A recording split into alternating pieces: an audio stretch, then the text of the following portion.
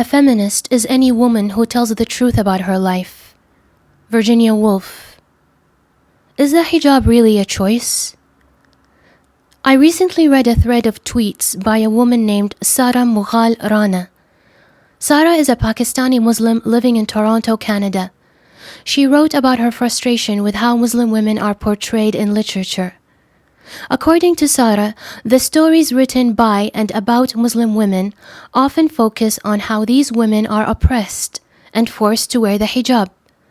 These works of literature Sara is criticizing often highlight the unequal treatment of women in Islam, branding it as a misogynistic faith. Sara wants more stories about how Muslim women choose to wear the hijab, and on the beautiful journey a Muslim woman embarks on to reach the conviction that it's better for her to cover her hair and dress modestly.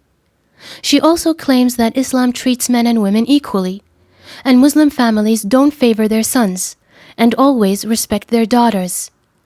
Instead of continuously telling the upsetting story of arranged marriage, where a Muslim woman is forced to marry a man she doesn't know, want, or like, Sara wants Muslim romance stories, claiming that there is a halal way of being romantic in Islamic culture, without any physical or sexual contact between a man and a woman, which Islam prohibits. I started my response to Sara's tweets by saying that I'm glad her family practices a more tolerant Islam. However, what she wrote about not forcing the hijab on women and the equality between men and women in Islam is simply not true. As I started to post my responses to Sara in 280-character posts that Twitter allowed me, with proof from the Quran and the Prophet Muhammad's hadith, Sara blocked me. I wasn't surprised by Sara's reaction. It's not the first time a Muslim shows intolerance towards people who disagree with them, and I should know. I renunciated Islam many years ago due to its intolerance and oppression of women. I'm originally from Kuwait, a Muslim country. I was raised in Kuwait by two Muslim parents and was taught Islam every day in the Kuwaiti public schools. Throughout my education and in law school where I got my law degree, I had to learn Sharia law and memorize the Quran and the Hadith. I say this in order not to be accused of arguing from a Western person's perspective who knows nothing about Islam except reading a book or two by Westerners who view Islam as hostile and misogynistic. Let's start with the basic facts. Islam does not treat men and women equally. In Islam, daughters inherit half of what sons inherit. Men practice polygamy, women cannot. Husbands can and often do discipline their wives by beating them. Muslim men can marry non-Muslim women. Muslim women are prohibited from marrying non-Muslim men. Divorced Muslim mothers who remarry lose the custody of their children. That's why most divorced Muslim mothers never remarry, while divorced Muslim men almost always do. A Muslim man can divorce his wife whenever he wants, without a reason and without her knowledge. Divorce can only be granted by the husband. This means that a Muslim woman can ask for a divorce, but it's up to a husband to grant it or deny it. If she seeks the courts, she must also convince the court of why she is pursuing a divorce. If she claims physical violence, she must prove this. If the husband is not providing for her and her children, she must also prove this. Unlike the man, the woman has to have a good reason for divorce, either physical abuse or lack of provision. The portion of the male body that should be covered for modesty is from the belly button down to the thighs, while a woman must cover her whole body, allowing only the face and the hands to show, in order to meet the criteria of modesty required in the Quran and in the Sunnah. Hence the familiar photo that always makes the rounds on social media, where the Muslim man is happily swimming in a refreshing, cool-looking blue ocean, wearing nothing but swimming trunks, while his covered-up wife, veiled from head to toe in black garbs, sits on the shore and under a hot sun watching him, and slowly melting in the heat. This is regarding unequal treatment stated in the Quran and therefore basic to the faith. Now let's look at more restricting and harmful practices that affect Muslim women in the Hadith. Hadith is everything the Prophet Muhammad said and ordered his followers to do.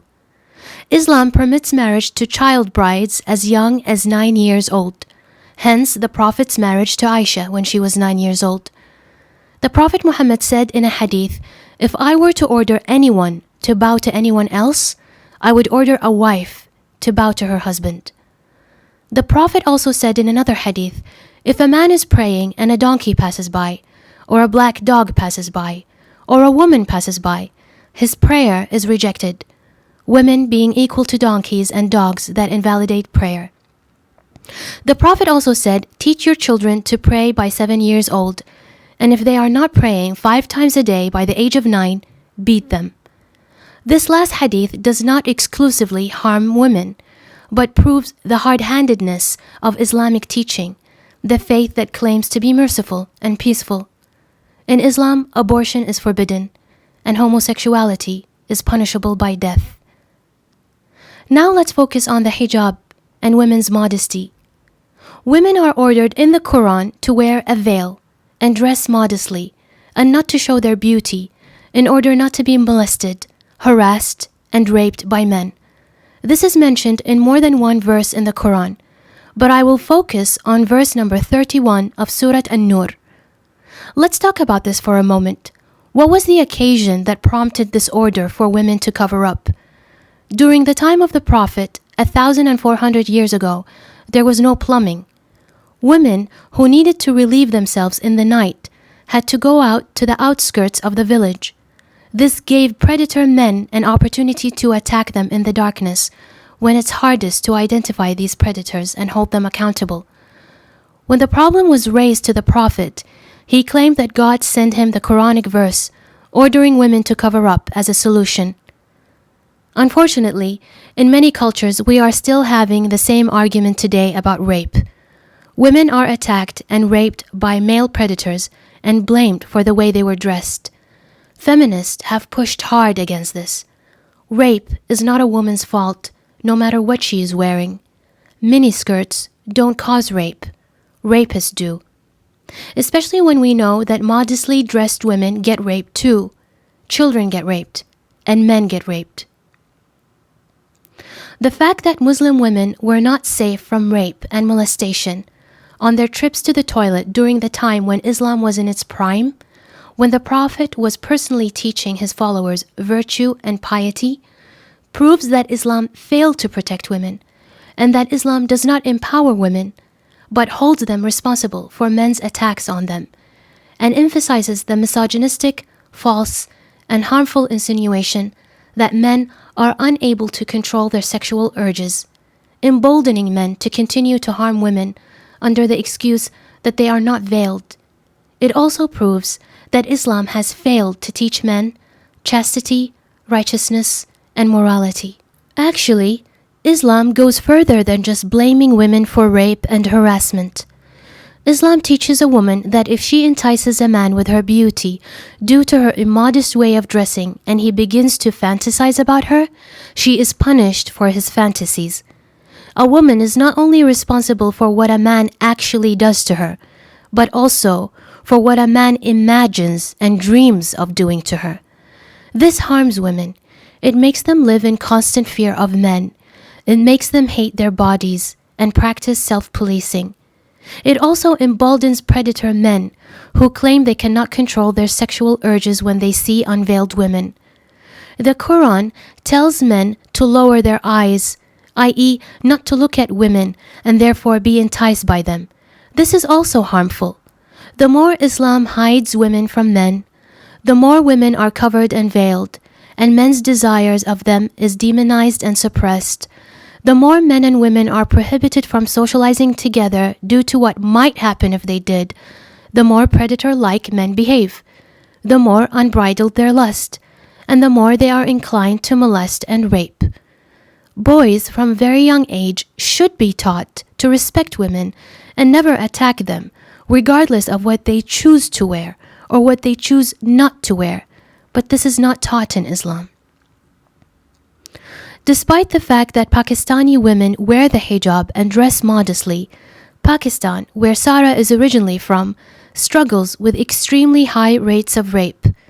93% of Pakistani women experience some form of sexual violence in public places in their lifetime, according to statistics published in 2017. The Pakistani Prime Minister has called in September 2020 to toughen punishments against rapists and offenders after a woman was robbed and gang raped in front of her children on a major highway. This confirms that it's not the modesty of a woman's attire that refrains men from rape, but more serious laws and tougher punishments against rapists. No such laws were installed by Islam. Now let's look at forcing the hijab on women. Most Muslim women are forced to wear the hijab, but force doesn't always sound like, if you don't cover up, we'll kill you, although this happens a lot. Force takes many forms, shapes, and sizes. Force can sound like Allah awards modest girls and punishes immodest girls. And we want you to cover up because you are precious to us and we know what's best for you. And good men don't choose unveiled women for their wives. They prefer pious, modest women. This is also known as benevolent misogyny. In school, a Muslim girl is taught from a very young age, usually 7 or 8, that not only will she burn in hell if she doesn't wear the veil, but her parents will burn in hell too, for not guiding her to the right way. Any young girl would be influenced by this. Of course she doesn't want to burn in hell. Of course she doesn't want her parents whom she loves to burn in hell because of her. In textbooks teaching Islam to young girls, there's always an image of the ideal Muslim girl wearing the hijab and a long, loose dress that covers her body all the way down to her toes. This also influences young girls to cover up. In many Muslim cultures, family members and relatives encourage a young girl to wear the hijab by throwing her a party and giving her gifts. Seeing her older sister's hijab celebrated with a party and presents, showered with words of admiration, love, pride, and acceptance, makes any little girl want the same for herself. The bullying and the condescending language a young girl hears her family use against a woman who is not veiled influences her to wear the veil. Of course she doesn't want to be ridiculed like that unveiled woman her family was criticizing. There is also the need to belong.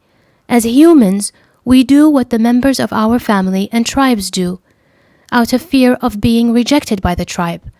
After all, the tribe provides us with shelter, food, love, and community. We don't want to veer away from what is practiced in the tribe. Thus, when a young girl sees all the women in her family wear it, out of her need for belonging, she wears it too. Muslim girls grow up in a culture saturated with images of an unwrapped lollipop with ants and flies all over it.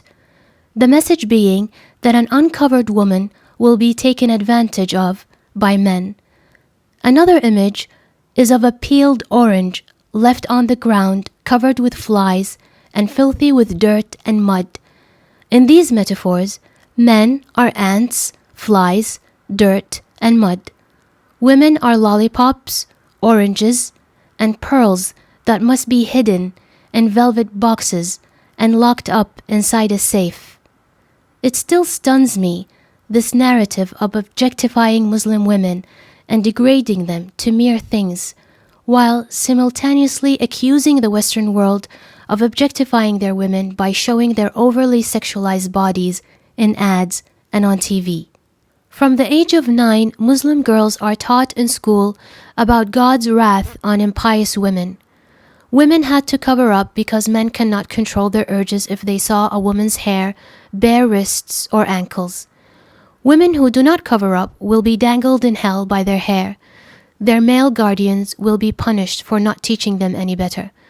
And the Prophet Muhammad's warning to his followers after his journey to the heavens, where he spoke to God and saw hell. He warned women in the hadith that most dwellers in hell he saw are women, due to their immodesty and disobedience to their male guardians. Another way to measure force is this: if a girl can choose to wear the hijab, but will face emotional, verbal, or physical violence from her male guardians if she chooses to take it off, then it's definitely force. If Islam empowers women, women in the Arab part of the Middle East, where I'm originally from, would not be suffering from high rates of violence and femicide. UN statistics show that in Arab countries, 5,000 girls and women are murdered every year by their fathers, brothers, and husbands, i.e., the men whose duty it is to protect them. Muslims often argue that rape in Pakistan and honor killings in Arab countries have nothing to do with Islam, but that these crimes are due to deep-rooted tribal and patriarchal traditions men practiced before Islam, complex ideologies still hard to abolish. Okay, let's agree that violence against women was there before Islam, and Islam should not be blamed for it. Well then, this means that Islam has failed after 1,400 years to recondition Muslim men into decent human beings who refrain from raping and murdering women. Islam practices ambivalent misogyny, a misogyny that looks like it protects women, but is actually restricting, controlling, and harmful. It says, cover up because it's good for you, and do as your husband tells you, and give up your job. If you obey your husband, Allah will reward you. The first leads to restricting women's freedom of dress and movement, and gives predator men the right to prey on women who choose not to cover up. The second deprives women of financial independence, and there are thousands of examples like this in the Muslim cultures. Muslim women often have internalized misogyny, meaning they've been breastfed these ideas about modesty and how it's better for a woman to cover up, and how men are unable to tether their sexual urges from such a young age, and for so long, they end up believing these ideas as their own. Hence, it's common for Muslim women to say, I wasn't forced to wear the hijab, it's my choice. Although it's the male guardian who enforces the hijab on a Muslim woman, a male guardian being the executive of Allah's will in all aspects of life, when I ask Muslim women why they allow men to force hijab on them, they are offended and say they don't do it because men tell them to. They do it because Allah orders them to in the Quran. When I ask why Allah orders this, they accuse me of blasphemy. A Muslim must obey Allah's word in the Quran without asking why, and that Allah would never impose anything on them unless it's good for them, that it's better for women to dress modestly. This is how Islam successfully continues to oppress women. You are not allowed to ask why. You must obey blindly. If Allah puts restrictions on your freedom, then rest assured that this is for your own good and personal interest. Muslim women also continue to accept polygamy practiced by their husbands. I say accept, but it's not like these wives have any say in whether or not their husbands take a second, third, or fourth wife. Muslim women are taught to accept polygamy because in the past many men perished in wars, and thus it was better for society that the surviving men take on several wives. Women in the past did not work. They needed a husband to provide for them. It was also viewed as better for women to live in families rather than be left unmarried and alone the rest of their lives. This might lead them to poverty and prostitution. By allowing women to work, this excuse should not apply today. The other excuse Islam gives for polygamy is that men have stronger sexual drives. In many cases, one wife can't satisfy them. Therefore, it's better for the wife that her husband takes another wife, rather than seek prostitutes, have girlfriends, have sex with random women, and risk STDs. These reasons serve men's interests, not women's interests. Another example of how Islam manipulates women by convincing them that this oppression of sharing their husband with other women is for their own good. The most oppressive tyranny is the tyranny practiced on the victim for their own good. A quick look at arranged marriage. Arranged marriage is force, But force doesn't always sound like, if you don't marry him, we'll kill you, although this happens a lot. Force can sound like, we found someone suitable for you, we are your parents and have much better judgment than you, and disobeying parents in Islam is disobeying Allah. No form of romance is permitted between men and women in Islam if we are following the scripture, the Quran and the Sunnah. The Sunnah is everything the Prophet Muhammad said and did, and is the second source of the Islamic scripture. The Quran is the first. According to the Prophet, men are permitted to see the women they want to marry only once before their marriage, and this must happen in the presence of a chaperone, usually a member from the woman's family. Muslim women who try to marry outside their immediate community or from a different sect or someone their parents don't approve of often face physical violence and/or disownment. Finally, although I have no interest in changing anyone's mind, I am a woman who was deeply traumatized and oppressed by Islam until I denounced it in my 30s and had to flee my country because Muslim governments kill or imprison anyone who denounces or criticizes Islam. I will always honor the stories of women who continue to be oppressed by Islam because no woman is free until all women are free. What Sarah did when she blocked me was an act of silencing. Women growing up in misogynistic cultures are often silenced by the males around them, the father, the brother, the boyfriend, the husband. They are taught to obey and never object to what men teach them and tell them to do. And if they do object verbally to the control practiced on them by men, they often face physical, verbal, or mental violence. This causes oppressed women to practice the same silencing on other women. This is another form of internalized misogyny practiced by oppressed women. A misogynist man will never allow a woman to disagree with him, and therefore he will silence her, often by using force. A misogynist woman will act the same, never allowing other women to disagree with her, and will shut them down.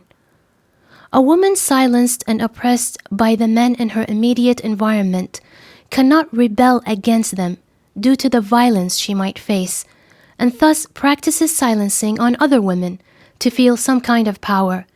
If she's a mother, she will practice this on her children. Men do it too. It's called punching down. When a man is oppressed by a stronger man than him, say his father, his boss, or a cop, he goes home and oppresses his wife and/or his children. As he is unable to push back against the man who has authority over him. Also, Muslim women who are forced to cover up and taught to say, I choose to cover up, it's my choice, show higher levels of misogyny and policing towards other women, especially towards women who live freely and do not adhere to religious and social restrictions.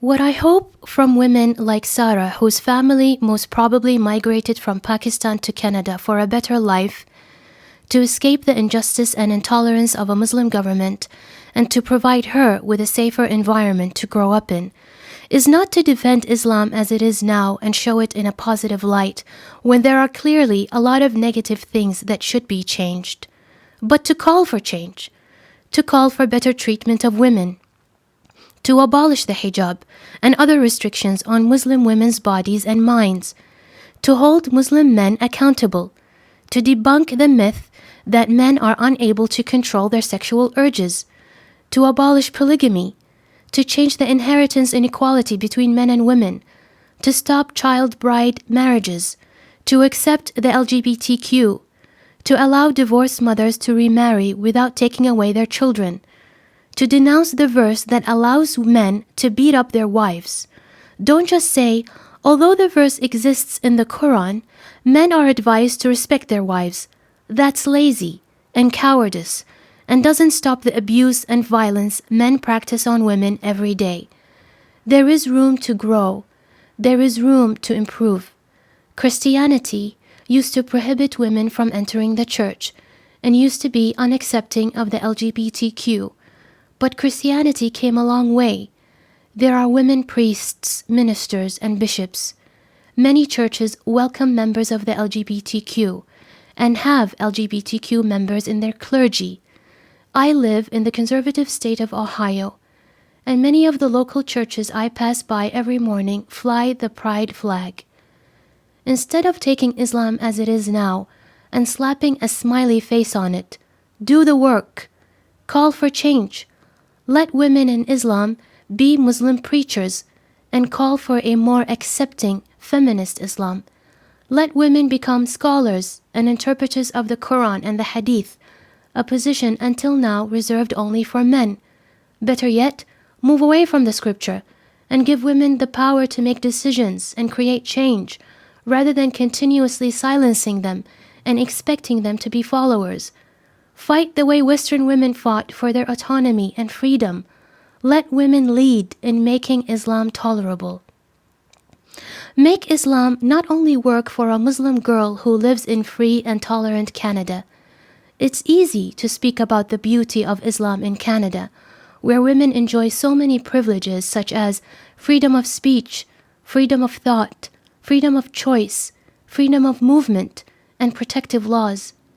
Most importantly, make Islam work for the Muslim girl in the Middle East, the girl who is not allowed to get an education, not allowed to leave the home without a veil and without a male guardian, not allowed to work and have financial independence, not allowed to choose her husband, not allowed to live her life freely.